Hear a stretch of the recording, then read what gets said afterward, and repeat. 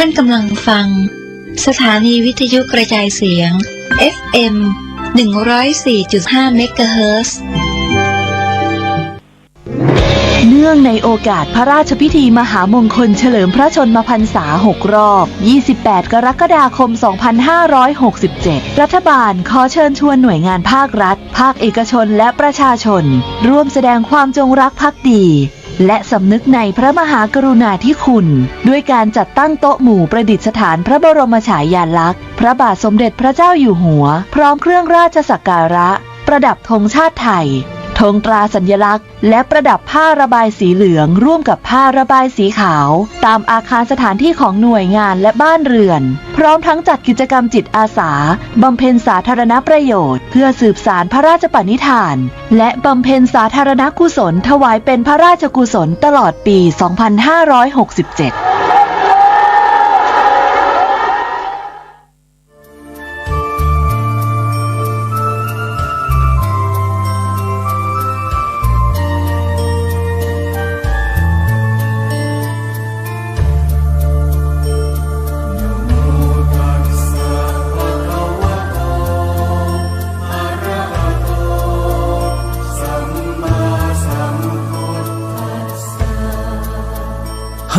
มิถุนายน 2567 วัดหนองกายจัดพิธีกรรมใหญ่แบบล้านนามหาพุทธาภิเษกสมโภชหลวงพ่อใหญ่ชัยมงคลได้กราบอาราธนาพระมหาเถรานุเถระเจ้า109 ฮู้สวดมนต์ล้านนามหาสมัยตันหลวงพร้อมพิธีกรรมบวงสรวงใหญ่สั่งเวยเทพยุหเทวดาเทวลาเทวดารักษาหลวงพ่อใหญ่ชัยมงคลวัดหนองกายและเทวดาตึง4 ทิศเวลา 18:09 นาทีเริ่มพิธีบวงสรวงสังเวยเทพยุหเทวดาเวลา 19:00 น.ไหว้พระหับศีลเวลา 20:00 น.จุดเทียนปูจาพุทธวิปัสสีพระสงฆ์108 รูปสวดพระคาถาเวลา 22:00 น.แสดงพระธรรมเทศนาเวลา 22:40 นาทีสวดเบิกเนตรเริ่มกวนเข้าทิพย์เวลาตี 1 แสดงพระธรรมเทศนาพุทธาภิเษกเวลาตี 2แสดงพระธรรมเทศนาธรรมจักรปวัตรสูตรพระสงฆ์109 รูปสวดสมโภชหลวงพ่อใหญ่ชัยมงคลธรรมจักรหลวงเวลาตี 3เสร็จพิธีกรรมเจ้าพิธีท่านพระครูวินัยธรวรเวทเจ้าอาวาสวัดผางามเปิดฮับเจ้าภาพร่วมงานมหาพุทธาภิเษกสมโภชใหญ่ตั้งแต่วันนี้และสามารถเข้าร่วมพิธีด้วยตนเองร่วมบุญสมโภชใหญ่ครั้งนี้ผ่านบัญชีธนาคารกรุงไทย8 7 6 0 6 2 3 1 7 9ชื่อบัญชีกองทุนเผยแผ่พระพุทธศาสนาวัดหนองกายวัดหนองกาย99หมู่ที่ 4 ตำบลสันปะยางอำเภอแม่แตงจังหวัดเชียงใหม่50330โทร053 374 311หรือ374 095 6มือถือ081 765 6469และ083 789 3642 Line Official แอดวัดหนองกายมีแอดด้านหน้าตัวเองนะครับ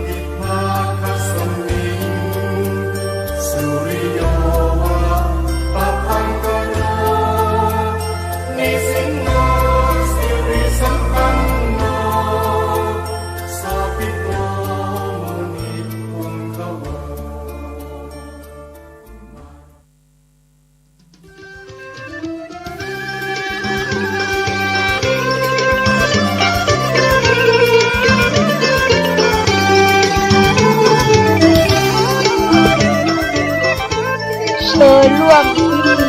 อัญเชิญและบรรจุพระบรมสารีริกธาตุหลวงพ่อพระเจ้าทันใจพระพุทธสันสีสถิตพจนาภรณ์วันพฤหัสบดีที่ 6 มิถุนายน 2567 เวลา 16:09 นาทีพิธีอัญเชิญพระบรมสารีริกธาตุสู่วัดสังฆยอมสาธยายมนต์สมโภชวันศุกร์ที่ 7 มิถุนายน 2567 เวลา 9:39 นาทีเจริญพระพุทธมนต์พิธีบ รจุพระเนตรพระอุณาโลมพระบรมสารีริกธาตุจิโมลีจึงขอเชิญร่วมพิธีดังกล่าวขอบคุณครับ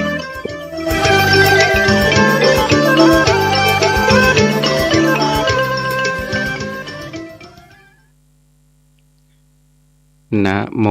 ตัสสะภะคะวะโตอะระหะโตสัมมาสัมพุทธัสสะขอความนอบน้อมจงมีแด่องค์สมเด็จพระบรมศาสดาสัมมาสัมพุทธเจ้าพระธรรมและพระอริยสงฆ์สาวกทั้งหลายขอเจริญพรกับคณะสัตยาญาติโยมสาธุชนทุกท่านวันนี้อาตมาภาพก็จะได้นำเอาเรื่องพระจุลบันทกเถระอันมีมาในคัมภีร์อรรถกถาธรรมบทขุททกนิกายอัปปมาทวรรคที่2แห่งพระสุตตันตปิฎกจะได้มาอธิบายชี้แจงแสดงให้กับคณะสัตยาญาติโยมสาธุชนทุกท่านดำเนินความว่าสัทธาเวลุวเนวิหารันโตสมัยหนึ่งสมเด็จพระบรมศาสดาเสด็จประทับพระอิริยาบถอยู่ณวัดเวรุวันมหาวิหารกรุงราชคฤห์ครั้งนั้นพระองค์ทรงแสดงพระธรรมเทศนาโปรดภิกษุทั้งหลายด้วยทรงปรารภพระจุลบันทกเถระให้เป็นอุบัติเหตุซึ่งมีเรื่องเล่าดังต่อไปนี้ราชาคเหกีระได้ยินมาว่ายังมีธิดาของตระกูลธนเศรษฐีอยู่คนหนึ่งในกรุงราชคฤห์ในเวลาที่เธอเจริญวัยใหญ่เป็นสาวมารดาบิดารักษาอย่างกวดขันให้อยู่บนชั้นแห่งปราสาท7 ชั้นแต่เธอเป็นหญิงที่ชอบเกี่ยวเกาะเลาะแหละในผู้ชายเพราะหลงไหลมัวเมาในความเป็นสาวต่อมาจึงได้ทำสันทวะกับคนใช้ของตนเองแล้วเกิดความกลัวขึ้นมาว่าแม้คนอื่นๆก็จะพึงรู้ถึงกรรมของเรานี้จนได้จึงได้ปรึกษากับคนใช้ว่าเราทั้งสองจะไม่อาจอยู่ณที่นี้ต่อไปถ้าคุณแม่คุณพ่อจักล่วงรู้ความผิดของเรานี้ขึ้นท่านก็จักสับเราให้เป็นชิ้นน้อยชิ้นใหญ่เป็นแน่เราควรจะหลบหนีไปอยู่ในที่ต่างถิ่นครั้นแล้วคนทั้งสองนั้นเก็บเอาสิ่งของที่เป็นสาระเท่าที่จะถือไปได้ด้วยมือในเรือนแล้วก็พากันหนีออกจากทางประตูด้านเหนือปรึกษากันว่าเราจะไปอยู่ณที่แห่งใดแห่งหนึ่งที่ไม่มีคนอื่นรู้จักแล้วก็พากันเดินทางไปเมื่อ2 สามีภรรยานั้นพากันไปอยู่ณที่ตำบลหนึ่งอาศัยการอยู่ร่วมกันฝ่ายภริยาก็ได้ตั้งครรภ์ขึ้นมาครั้นเมื่อภรรยาตั้งครรภ์แก่แล้วภรรยาก็ได้ปรึกษาสามีว่าครรภ์ของฉันแก่เต็มที่แล้วธรรมดาการคลอดบุตรในสถานที่ที่ปราศจากญาติพี่น้อง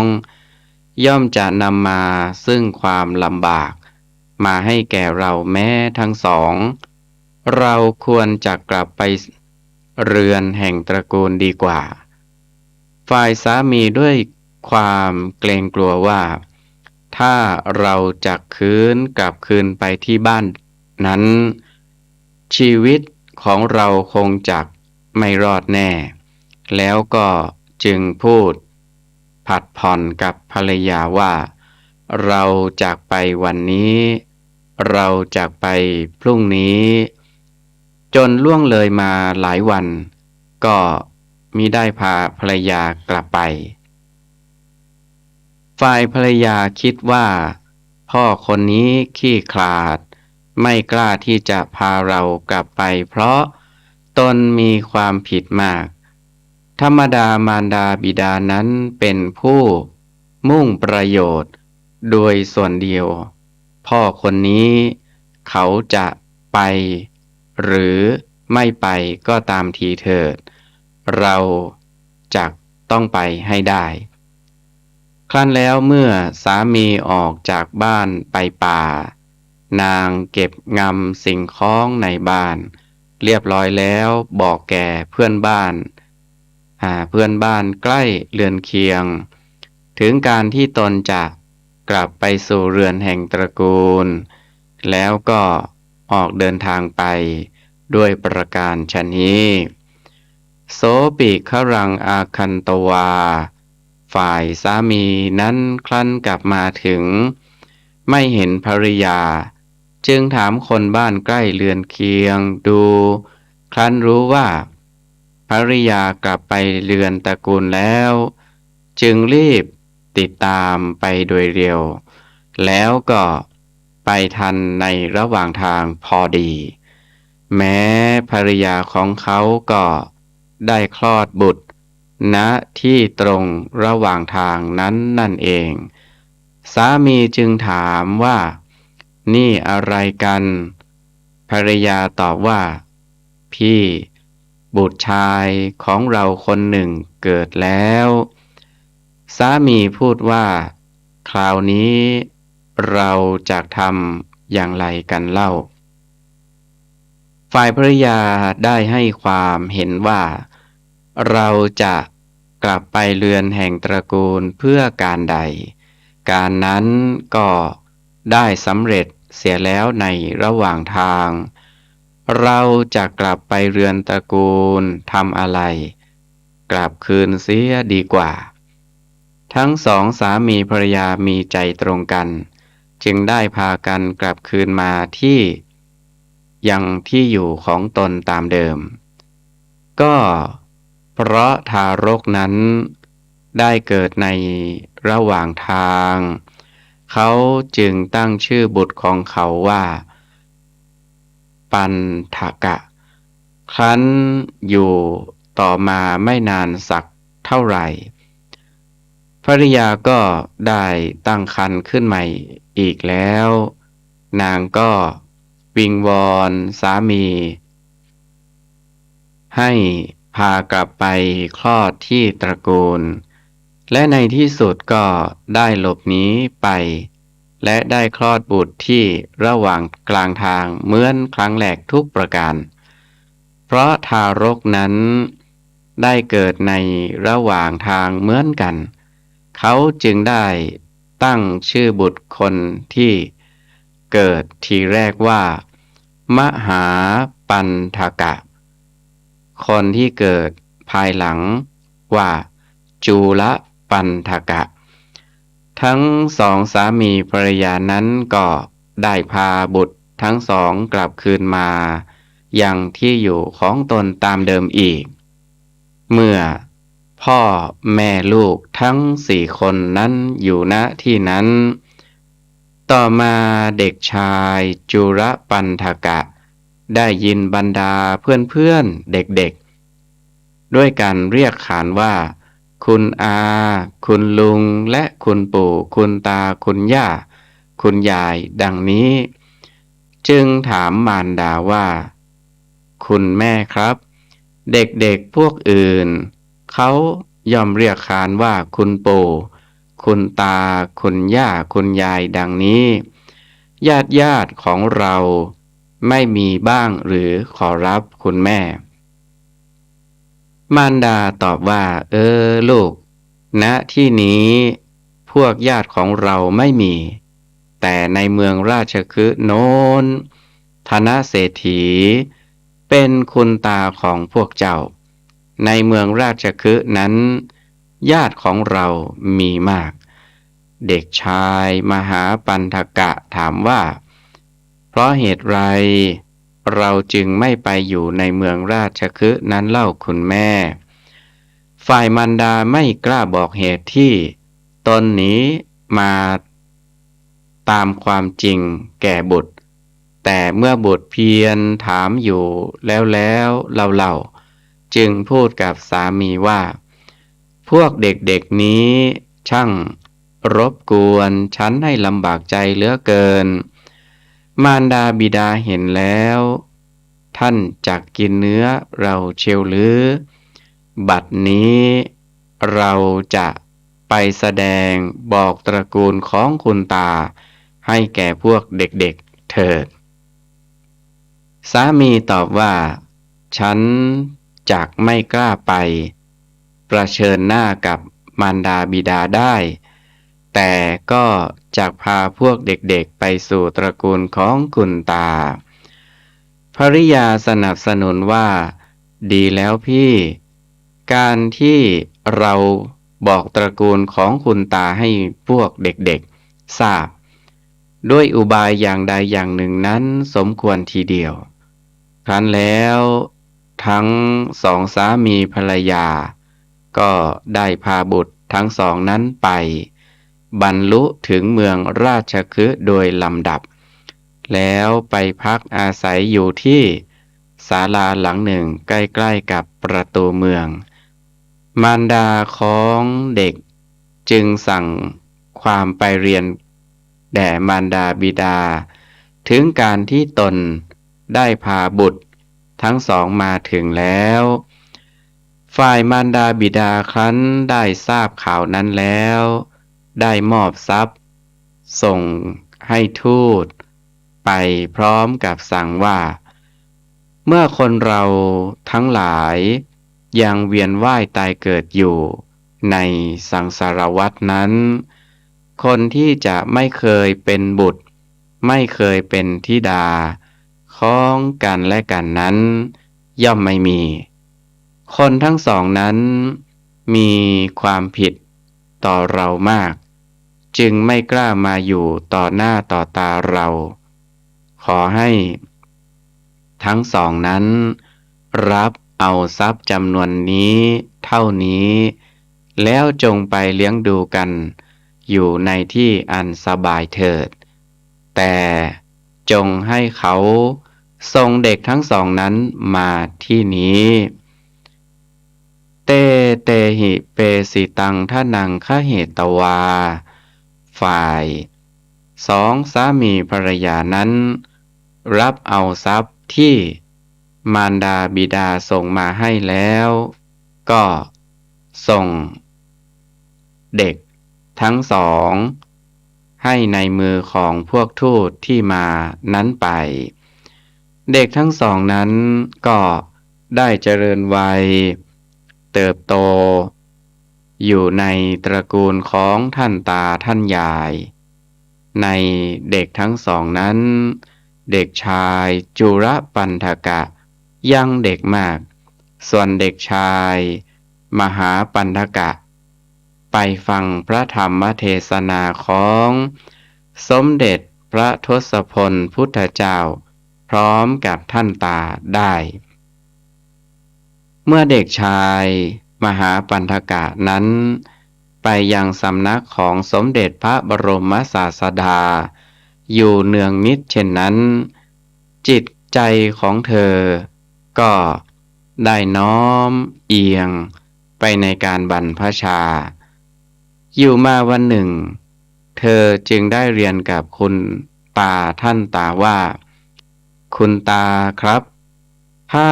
คุณตาอนุญาตให้ผมก็จะบวชท่านตาพูดว่าเจ้าพูดอะไรหลานการบวชของหลานเป็นความดี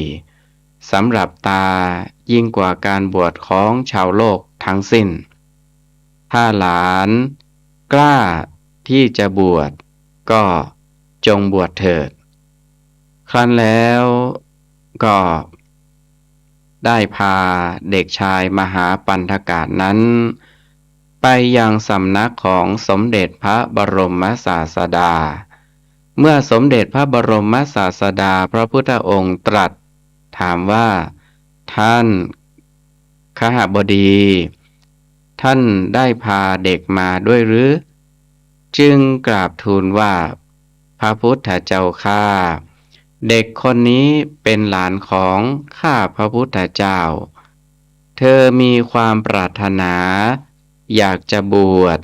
ในสำนักของสมเด็จพระพุทธองค์ครั้งนั้นสมเด็จพระบรมศาสดาจึงทรงรับสั่งกับภิกษุผู้ถือบิณฑบาตเป็นวัดรูปหนึ่งว่าเธอจงจัดการบวชให้เด็กนี้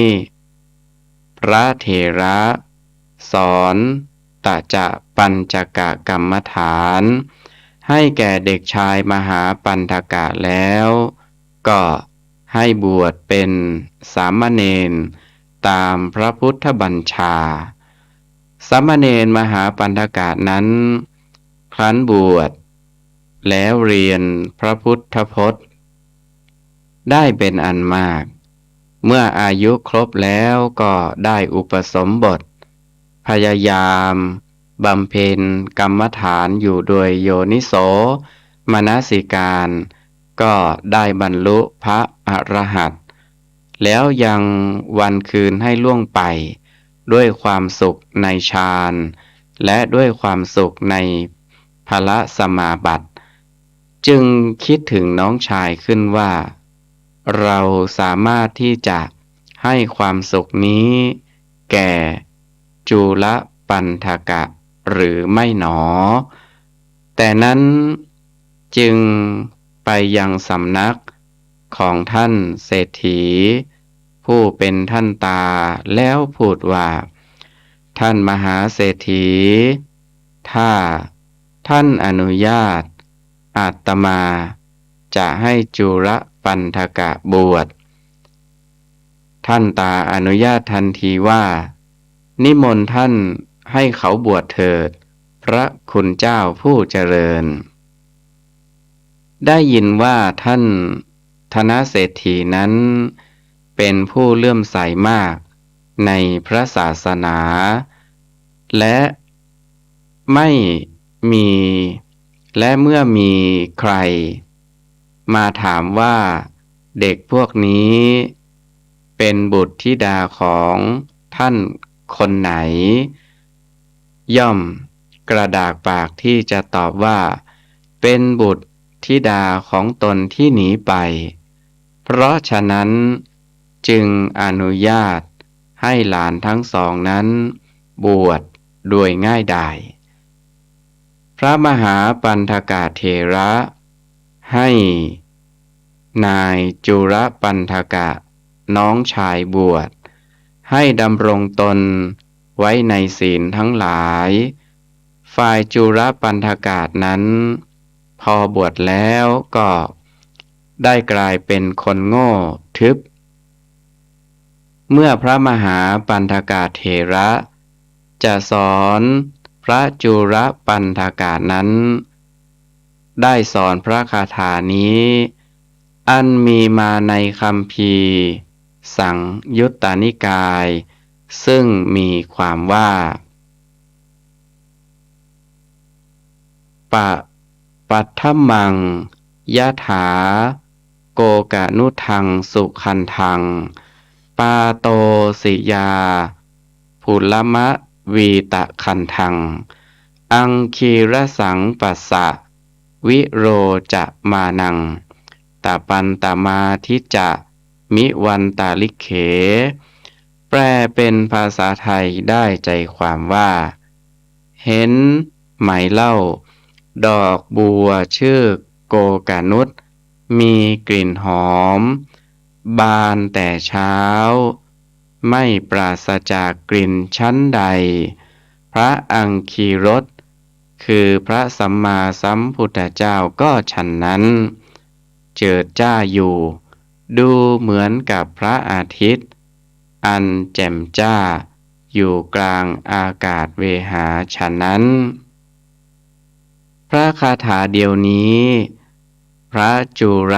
ปันธกะไม่สามารถจะเรียนจำได้เป็นเวลาถึง4 เดือนถามว่าเพราะเหตุอะไรวิสัชนาว่าได้ยินมาว่าในศาสนาของพระกัสสปะสัมมาสัมพุทธเจ้าโน้นพระจุรปันธกะนั้นได้บวชเป็นผู้มีปัญญาดีได้ทำการหัวเราะเยาะเล่นในเวลาที่ภิกษุโง่ทึบรูปใดรูปหนึ่งเรียนพระบาลีภิกษุโง่ทึบนั้นเกิดกระดากเพราะการหัวเราะเยาะนั้นเลยเลิกเรียนพระบาลีไม่ได้ทำการสาธยายต่อไปอีกด้วยกรรมนั้นพระจุรปันธกะนี้พอบวชแล้วจึงได้เกิดเป็นคนโง่ทึบเมื่อเรียนบทต่อไปบทที่เรียนมาแล้วก็ลืมหายไปหมดเมื่อพระจุรปันธกะนั้นพยายามเรียนเอาพระคาถานี้อยู่นั่นแลเวลา4 เดือนได้ล่วงเลยไปแล้วครั้งนั้นพระมหาปันธกะเถระผู้พี่ชายจึงได้บอกกับพระจุรปันธกะว่าจุรปันธกะเธอเป็นคนอาภัพคือไม่สมควรในศาสนานี้เสียแล้วไม่สามารถจะเรียนจำเอาได้แม้เพียงพระคาถาเดียวตลอดเวลาถึง4 เดือนก็เธอจะทำกิจของบรรพชิตให้ถึงขั้นสุดยอดได้อย่างไรเธอจงออกไปเสียจากที่นี้ครั้นแล้วก็ขับให้ออกไปเสียจากวัดฝ่ายพระจุรปันธกะยังมีความเยื่อใยอาลัยอยู่ในพระพุทธศาสนาจึงไม่ปรารถนาที่จะสึกไปเป็นคฤหัสถ์ด้วยประการฉะนี้ตัสมินจะกาเลมหาปันธโกก็ในการครั้งนั้นพระมหาปันธกะทำหน้าที่เป็นภัตตุเทศคือผู้แจกภัตอาหารผู้แจกภัตตาหารแก่สงฆ์ตามพระพุทธบัญญัติหมอชีวโกมารพัสถือเอาดอกไม้เครื่องหอมและเครื่องลูบไล้เป็นอันมากแล้วไปยังอัมพวนารามบูชาสมเด็จพระบรมศาสดาฟังพระธรรมเทศนาจบแล้วก็ลุกจากอาสนะถวายบังคมสมเด็จพระทศพลแล้วเข้าไปหาพระมหาปันธกะเถระผู้ภัตตุเทศเรียนถามว่าพระคุณเจ้าผู้เจริญภิกษุในสำนักของสมเด็จพระบรมศาสดามีเท่าไหร่พระมหาปันธกะเถระตอบว่าภิกษุมีประมาณ500 อุบาสกหมอชีวโกมารพัสเรียนอาราธนาว่าพระคุณเจ้าผู้เจริญพรุ่งนี้ขอนิมนต์พระคุณเจ้านำภิกษุ500มีพระพุทธเจ้าเป็นประธานไปรับภักษาหารในนิเวศของกระผมขอรับพระมหาปันธกเถระตอบรับอย่างนี้มีข้อยกเว้นว่าอุบาสกมีภิกษุโง่ทึบอยู่รูปหนึ่งชื่อว่าจุรปันธกะไม่มีธรรมะธรรมโม เจริญงอกงามเลยอาตมาขอรับนิมนต์ภิกษุที่เหลือทั้งหลายให้แต่จะเว้นภิกษุนั้นเสียฝ่ายพระจุรปันธกะครั้นได้ยินคำของพระพี่ชายดังนั้นจึงคิดตัดสินใจว่าพระเถระเมื่อจะรับนิมนต์ภิกษุทั้งหลายจำนวนมากถึงเพียงนี้ก็รับนิมนต์โดยยกเราออกนอกบัญชีพี่ชายเราจักมีจิตคิดทำลายในเราโดยไม่ต้องสงสัยบัดนี้เราจะธุระอะไรด้วยการทรงเพศอยู่ในศาสนานี้เราจักศึกเป็นคฤหัสถ์แล้วทำบุญทั้งหลายมีทานเป็นต้นเลี้ยงชีพอยู่ดีกว่าพอวันรุ่งขึ้นพระจุรปันธกะก็ออกไปแต่เช้ามืดด้วยประสงค์เพื่อจะศึกเป็นคฤหัสถ์ต่อไปสัทธาปัจจูสกาเลเยวะสมเด็จพระบรมศาสดาทรงตรวจดูหมู่สัตวโลกในเวลาปัจจุสมัยใกล้รุ่งได้ทรงทอดพระเนตรเห็นเหตุนั้นจึงเสด็จพุทธดำเนินไปเสียก่อนแล้วไปเสด็จจงกรมอยู่ที่ซุ้มพระทวารตรงทางที่พระจุรปันธกะจะเดินผ่านไปเมื่อพระจุรปันธกะเดินไปก็ได้เห็นสมเด็จพระบรมศาสดาจึงเข้าไปเฝ้ากราบถวายบังคมขณะนั้นสมเด็จพระบรมศาสดาจึงตรัสถามว่าจุรปันธกะนี่เธอจะไปไหนเวลานี้พระจุรปันธกะกราบทูลว่าพระพุทธเจ้าข้าพระพี่ชายขับไล่ข้าพระพุทธเจ้าออกจากวัดด้วยเหตุนั้นข้าพระพุทธเจ้าจึงจะไปศึกพระพุทธเจ้าข้าสมเด็จพระบรมศาสดาทรงรับสั่งกับพระจุรปันธกะว่าจุรปันธกะชื่อว่าบรรพชิตของเธอนั้นเป็นสมบัติของเราแม้เมื่อเธอถูกพระพี่ชายขับไล่ทำไมเธอจึงไม่มาสำนักของเราเล่ากลับมาเถิดเธอจะธุระอะไรกับความเป็นคฤหัสถ์เธอต้องอยู่ในสำนักของเราต่อไปครั้นแล้วก็ได้ทรงเอาฝ่าพระหัตถ์ซึ่งมีพื้นวิจิตรไปด้วยจักรลูบคลำที่ศีรษะของเธอแล้วทรงพากลับคืนไปทรงรับสั่งให้นั่ง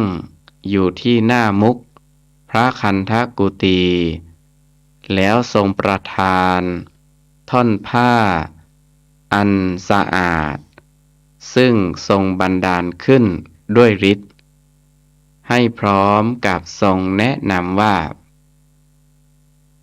จุรปันธกะเธอจงหันหน้าไปทางทิศตะวันออกลูบคำท่อนผ้านี้บริกรรมว่าระโชหระนังผ้าเช็ดธุลีระโชหระนังผ้าเช็ดธุลีอยู่ณที่ตรงนี้แหละพอดีภิกษุทั้งหลายกราบทูลเวลาภิกขาจารย์สมเด็จพระพุทธองค์ มีภิกษุสงฆ์เป็นพุทธบริวารก็ได้เสด็จคมนาการไปยังบ้านหมอชีวกโกมารพัสเสด็จประทับนั่งเหนือพุทธอาฏฝ่ายพระ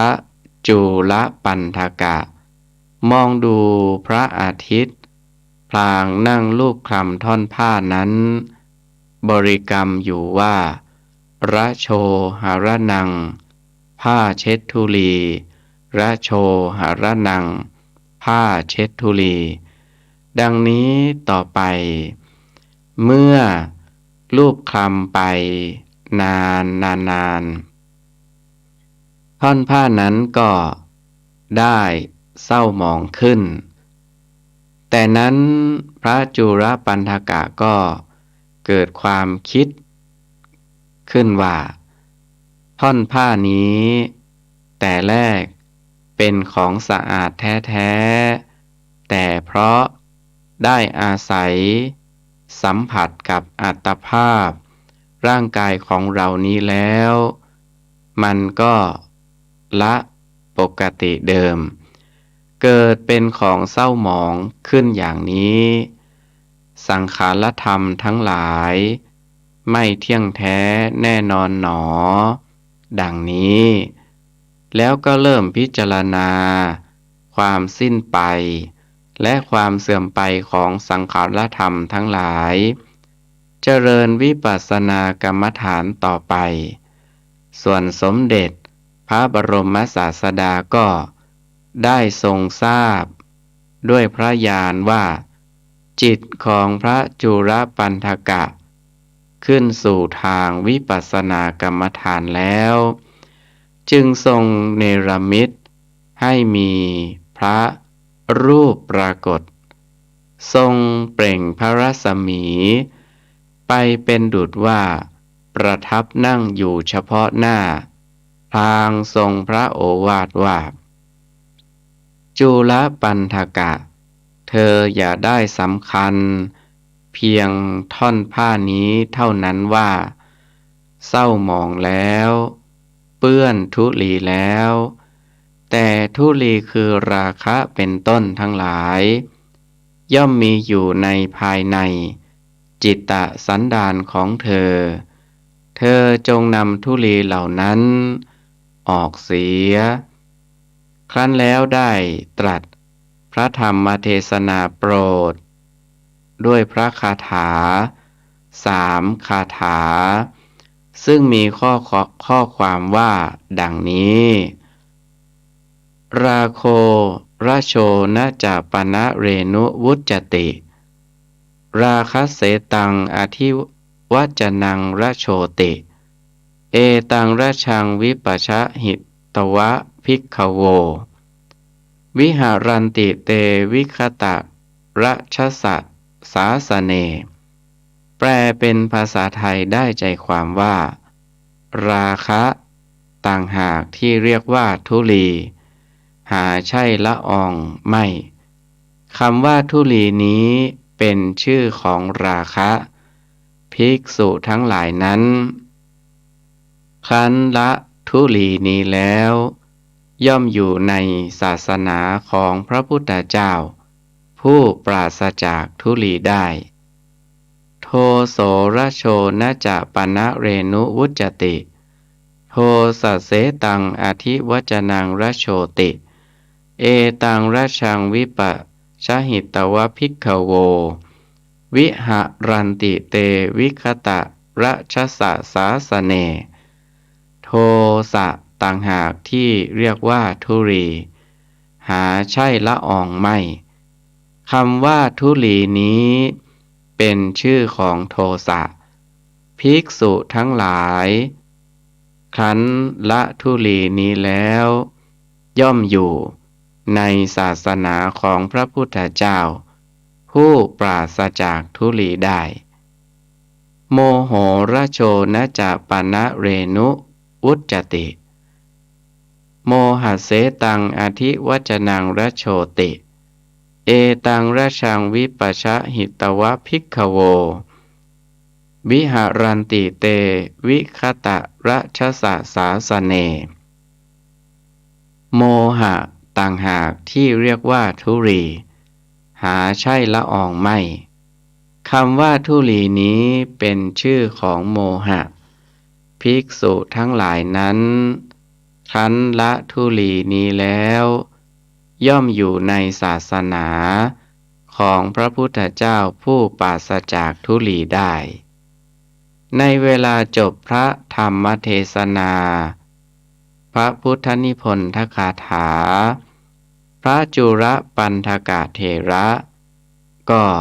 ได้บรรลุพระอรหันต์พร้อมด้วยปฏิสัมภิทาญาณทั้งสี่ปิฎกทั้งสาม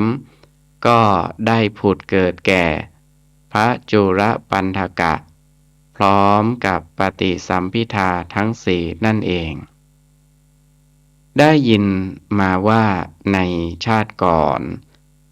พระจุลปันธกเถระนั้นเป็นพระราชา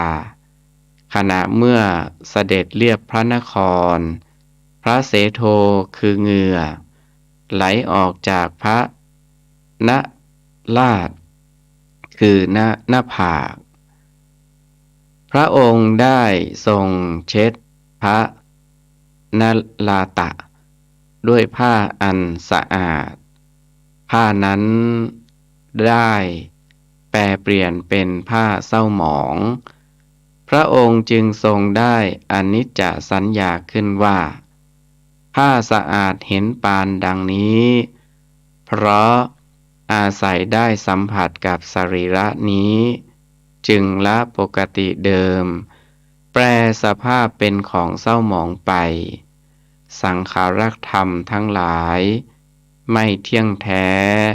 แน่นอนจริงหนอด้วยเหตุนั้นผ้าเช็ดธุลีนั่นแหละจึงสำเร็จเป็นปัจจัยแก่พระจุลปันธกเถระนั้นด้วยประการละชนี้วันนี้อาตมาภาพได้นำเรื่องพระจุลปันธกเถระซึ่งเป็นตอนแรกได้มาอธิบายชี้แจงแสดงให้กับญาติโยมก็สมควรแก่เวลา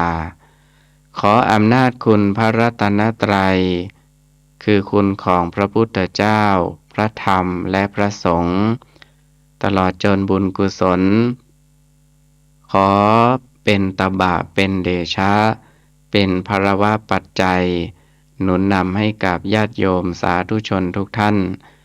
จงประสบแต่จตุรพิธพรชัยสี่ประการกล่าวคือมีอายุวันนะสุขภาละปฏิภาณธนสารสมบัติมีความสุขกายสุขใจเจริญในธรรมะขององค์สมเด็จพระบรมศาสดาสัมมาสัมพุทธเจ้าทุกท่านทุกคน